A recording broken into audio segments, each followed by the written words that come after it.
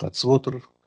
Ұлттық ғылым академиясының академигі, Қазақстан Республикасы президент жанындағы ұлттық академияның директорлар кеңесінің мүшесі, ұлттық құрылтайдың мүшесі Кәрімбек Арыстанбекұлы Құрманалиев келіп отыр.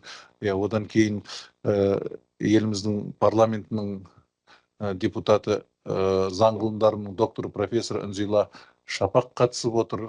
Сонымен қатар қазақ журналистикасының патриархтарының бірі, бүгінгі қаншама буынды тәрбиелеген ұстаз Жанболат аға Ауыпбаев келіп отыр. Мұндай елге танымал кісілердің біздің кеңесіміздің жұмысына қатысуы, қызығушылық білдіруі, келіп арнайы келген үшін біз алдымен рахмет айтамыз оларға.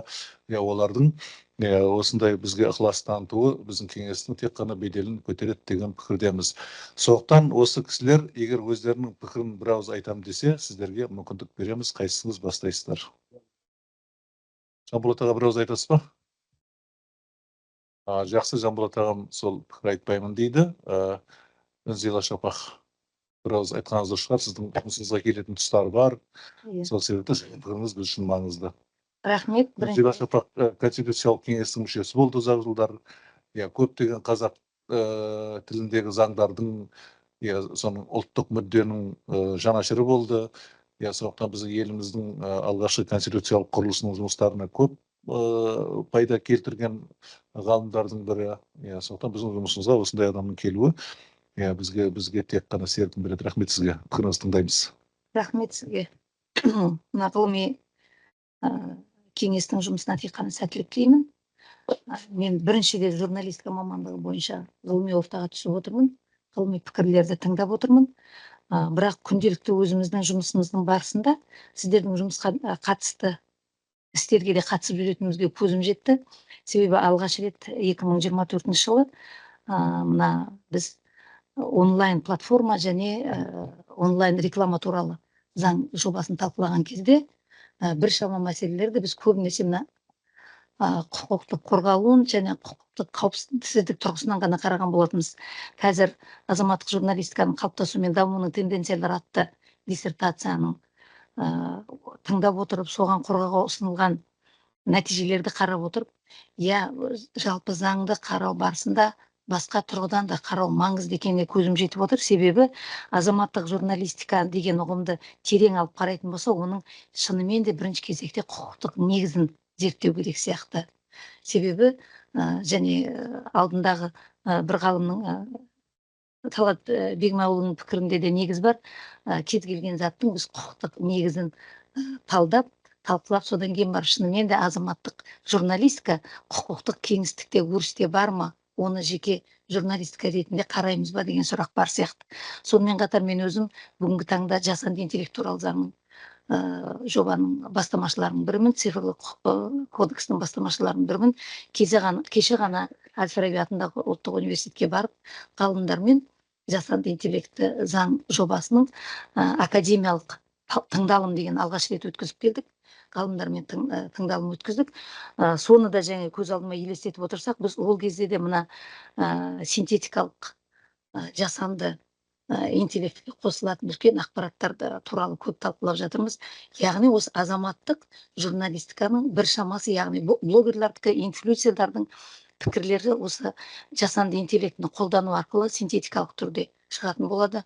Оның да бұқаралық ақпарат құрал сарасында реттелуіне біршама назар аударылу керек шығар деген пікірді айтамыз. Жалпы жұмыс өте жақсы, жаты қазақ тілінде құлағымызға қонымды, түсінікті жазылғанына өте қуанып отырмын. Іске тек қана сәттілік тілеймін. Сіздің ғылыми кеңестеріңізде осындай сәтті диссертациялар қорғала берсін. Рахмет, Үнзила ханым, сіздің арнайы келіп кеңесіміздің жұмысына қатысқаныңызға және өте мазмұнды пікір айтқаныңыз үшін біз ризашылық білдіреміз сізге. Рахмет. Енді біздің ортамызда журналистика және әлеуметтік ғылымдар факультетінің деканы Нұржан Қуантайұлы отыр. Сондықтан біраз пікір айтқаныңыз дұрыс шығар. Ізденуші Мейбіт Тоқтарбайдың мына азаматтық журналистиканың қалыптасуы мен дамуының тенденциялары атты тақырыптағы диссертациясы біздің еліміздегі алғашқы осы тақырыпта қорғалып отқан диссертация. Өте өзекті. Азаматтық журналистиканың біздің елімізге келгеніне 25 жылдың ішіндегі алатын орны және оның келешектегі бағыты қандай болмақ, осы тарапта үлкен ізденіс жасалған жүйелі еңбек өте өзекті және уақытында жазылған. Сондықтан біз бұл еңбектің біздің факультет үшін, факультеттің дәріс тыңдайтын білім алушылар үшін өте қажетті монография болады деп ойлаймын келешекте. Диссертация өте жоғары деңгейде жазылған. Рахмет. Рахмет, Нұржан Қуантайұлы. Енді пікір айтушылардың сөзінде бірқатар ескертпелер болды. Сондықтан соларға жауап беру үшін ізденуші Бейбіт Тоқтарбайға сөз береміз. Рахмет. Болсын Мейірбекқызы, азамат журналистиканың болашақ дамуы жөнінде және де сивик және ситизен терминдерінің аудармасы жөнінде ескерту болды. Болашақта алдағы жұмыстарда мұның бәрі ескерілетін болады. Жалпы халықаралық терминдер аудару кішкене қиындау, және оны термин көмбекту керек. Сонымен қатар ол кейде қабылданбай қалатын жағдайлар болады. Сондықтан халықаралық атауын қалдырғаным рас болады ол. Өте құнды пікір айтқан үшін алғыс айтамын болсын Мейірбекқызы. Сонымен қатар Талғат Бегімұлы мырзаның пікірі де сол осы жаңа сивик термині жөнінде. Бұл жалпы бұл терминдердің азаматтық журналистика дегеннің өзінің терминдердің әр ұлт өзінің несіне жаңағы тілдік ерекшелігіне байланысты аударып көрген басында 30 жылдың алдында. Бірақ бәрібір соның барлығы қоғам қабылдамадықтан сол азаматтық журналистика, сивик журнализм, ситизен журнализм деген ұғымдар қалған. Ал сивик журнализм деген негізінде тікелей аударғанда азаматтық журналистика деген мағынаны береді. Сіздердің пікірлеріңіз құнды, мұны қоғамға ары қарай сіңіруге, жұмыс істеуге барлығымыз атсалысамыз. Рахмет. Алтын Бақашқызы рахмет айтты, үлкен рахмет. Әлия Ташболатқызы, сізге де үлкен рахмет.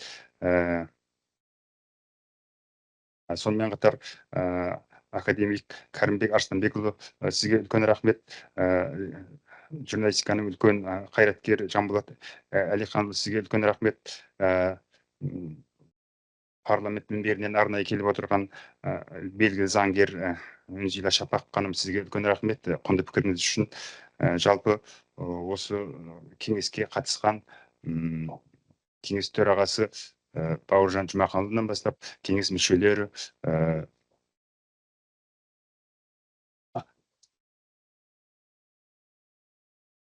жақсы.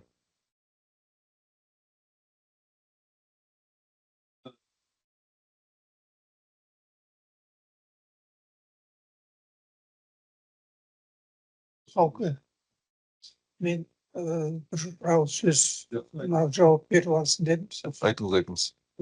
Жауап берудің алдында жетекшінің тағы да қосымша айтып атуы этикаға қосылмайды ғой деп әдейі. Айтыңыз. Ол ойды туғызып отырған жаңағы диссертациялық кеңесті төрағасының орынбасары Қалиев дедіңіз ба? Талғат Тәкен. Осы мынау дәстүрлі журналистикаға келіңкіремей ме деп отырған пікірінің бір жағынан жаны бар. Өйткені бұл азаматтық, журналистің азаматтық позициясы деген нәрсе, бұл азаматтық журналистика мынауындай жеке алдына шықпай тұрған белгілі нәрсе. Бұл жөнінде кезінде диссертацияларда қорғалған, пікірлерде айтылған, монографияларда жазылған. Қазір енді сол дамып, өз алдына жеке дәстүрлі журналистикадан бөлек дамып жатыр ғой.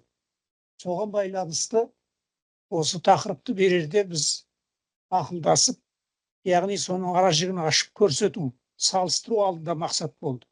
Болмаса, журналистің азаматтық позициясы, яғни ұстанымы деген мәселе бұрынғы журналистикада талданған белгілі нәрсе. Сол себепті Тәкенің айтып отқан, ана жақта да бар емес пе, оның азаматтық позициясы журналистің деген сөздің жаны бар. Екіншіден, бұл тақырыпты Бейбіттің жеке алып отырған себебі, бұның қазіргі кездегі тенденциясын таза соны қорғап отыр. Яғни келешекте соның арғы тарихы манан қазіргі көріністерін ұластырып, үлкен жұмыс жазуға Бейбіттің қауқары жетеді ғой деп ойлаймын. Рахмет Намазалаға түсініктемеңізге, қаперге алынады, сізге ризашылық білдіреміз. Енді дауыс беру рәсіміне көшеміз. Дауыс беру рәсімі онлайн форматта Smart ENO KZ платформасында жүзеге асырылады.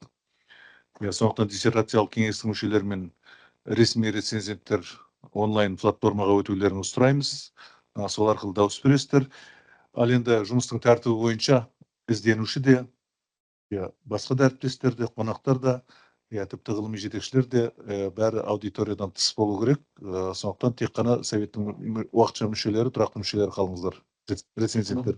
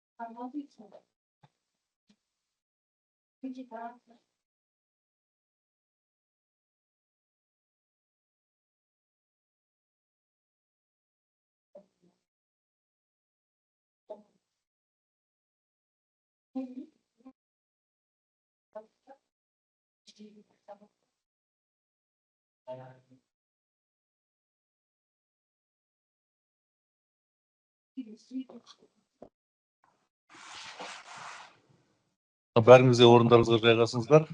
Дауыс берудің қорытындысын жариялаймыз.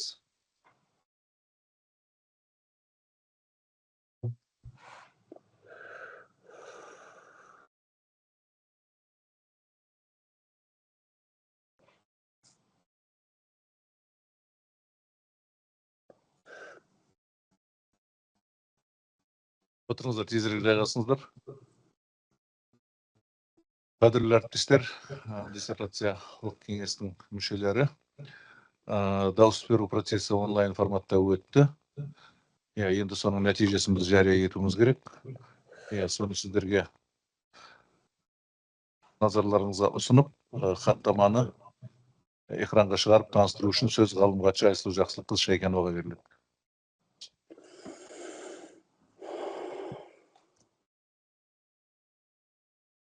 Құрметті диссертациялық кеңес мүшелері, қатысушылар, осы диссертация қорғау бойынша 8 диссертациялық кеңес мүшесі қатысты. Оның ішінде 3 тұрақты диссертациялық кеңестің мүшесі, 3 уақытша диссертациялық кеңестің мүшесі және 2 рецензент. Барлық мүшелер оң дауыс берді.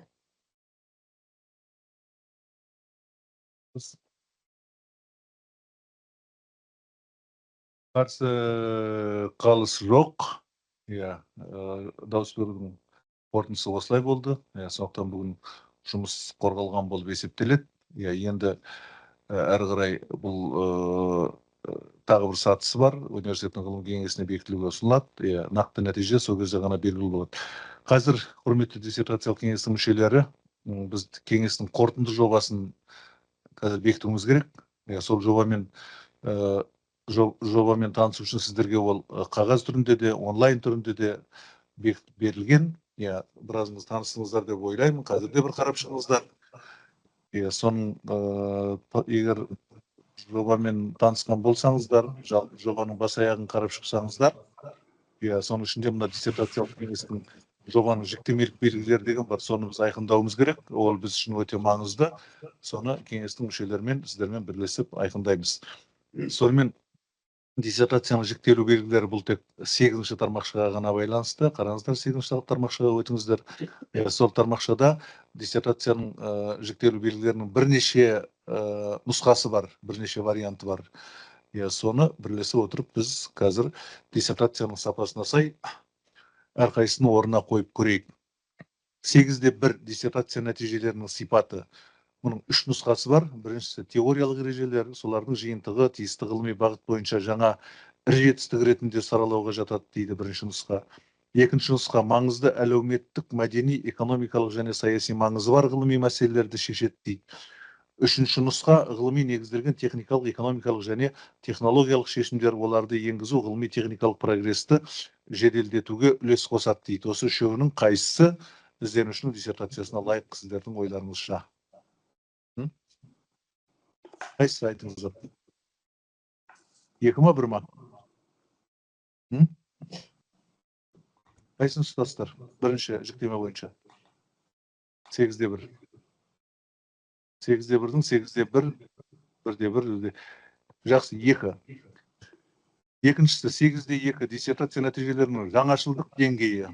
Бірінші нәтижелері жаңа, екіншісі жекеленген нәтижелері жаңа емес, үшінші нәтижелердің елеулі бөлігі жаңа емес. Қайсысы? 1 деп ойлаймын мен. Жақсы. Қолдайсыздар ма? Дұрыс. Үшінші, диссертация нәтижелерінің құндылығы. Бірінші нұсқа жоғары, екінші нұсқа қанағаттанарлық, үшінші нұсқа қанағаттанарлық емес. Қайсысын қолдайсыздар? 1. Бірінші жоғары ұстаны қолдайды. Рахмет, бірауыздан қолданды. Төртінші диссертация тақырыбының жоспарлы зерттеулермен байланысы деген бармақ. Соған байланысты мынадай нұсқалар. Тақырып мемлекеттік және өңірлік ғылыми және ғылыми техникалық бағдарламалар немесе халықаралық зерттеу бағдарламаларына кіреді.